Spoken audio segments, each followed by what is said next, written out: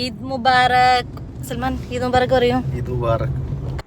So welcome to a typical Eid day of my life. So let's start.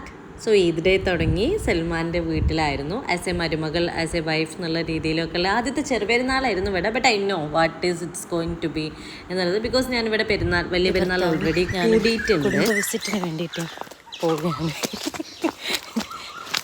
എങ്ങനെയോ കഷ്ടപ്പെട്ട് കുടുംബക്കാരെ കാണില്ലല്ലോ. സന്തോഷം.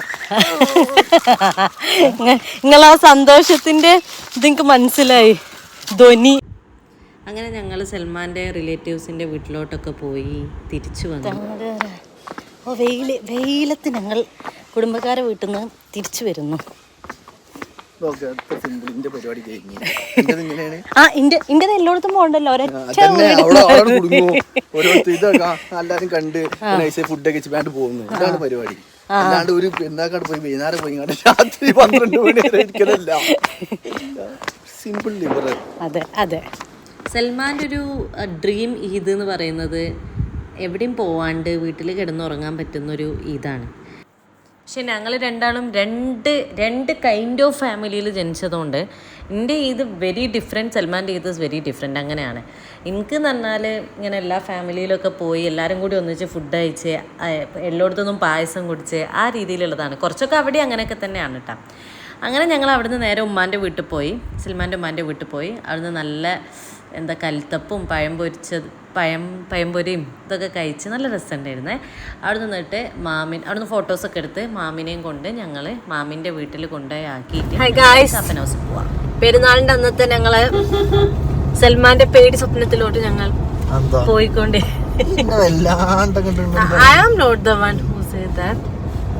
Okay, by the way ഞാൻ എൻ്റെ വീട്ടിലോട്ട് പോയിക്കൊണ്ടിരിക്കുകയാണ് അല്ലേ. സൽമാന് ഇന്റെ ടൈപ്പ് ഓഫ് വേണമെങ്കിൽ ഞാൻ ഡ്രൈവ് ചെയ്യാൻ റെഡിയാണ്. അത് അക്സെപ്റ്റ് ചെയ്യാന്ന് പറയുന്നത് കുറച്ച് ബുദ്ധിമുട്ടുള്ള ആളാണ്. എനിക്കാണെങ്കിൽ ഇവരുടെ ടൈപ്പ് ഓഫ് ഒഴിവാക്കാൻ പറ്റില്ല. അതാണ് ഞങ്ങളുടെ ഒരു സർക്കംസ്റ്റാൻസസ് എന്ന് പറയുന്നത്. പക്ഷേ ഞങ്ങളെന്താക്കും അങ്ങോട്ടും, അതാണല്ലോ മാരേജിൻ്റെ ബ്യൂട്ടി എന്ന് പറയുന്നത്. അങ്ങോട്ടും ഇങ്ങോട്ടും മനസ്സിലാക്കി രണ്ടുപേരെ രീതിയിൽ നിൽക്കുക എന്നുള്ളതാണല്ലോ അതിൻ്റെ ഒരു ഭംഗി എന്ന് പറയുന്നത്. അപ്പോൾ സൽമാൻ വേഗം കാപ്പൻ ഹൗസിൽ വന്ന് എല്ലാവരും മീറ്റ് ചെയ്ത് എല്ലാവരും വിസിറ്റ് ചെയ്തിട്ട് സൽമാൻ തിരിച്ചു പോകും.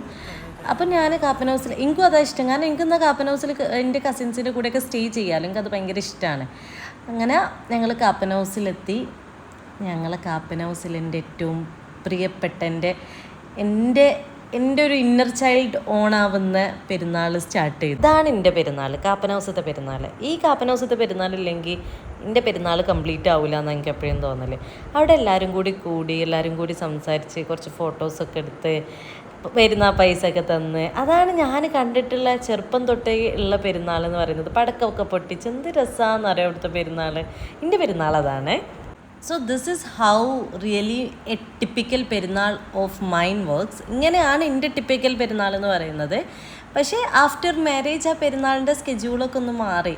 അല്ലാത്ത പക്ഷം ഞാൻ നേരത്തെ ഇവിടെ എത്തി ഇവരെ കൂടെയൊക്കെ എൻജോയ് ചെയ്ത് ഇതായിരിക്കും എൻ്റെ ടിപ്പിക്കൽ പെരുന്നാൾ എന്ന് പറയുന്നത്. രാവിലെ പാലേരി ഹൗസ് പോകാമെന്നുള്ളത്.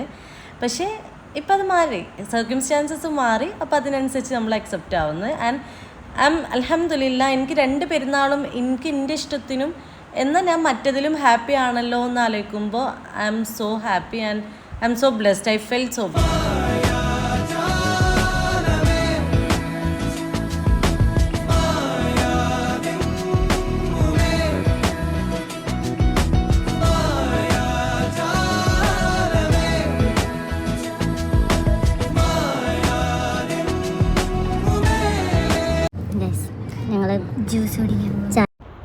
അവിടുന്ന് ഞങ്ങൾ കാക്കാമാരൊക്കെ ഒന്ന് മൂപ്പിച്ച് ഞങ്ങൾ ജ്യൂസ് കുടിക്കാൻ വേണ്ടിയിട്ട് പോയി.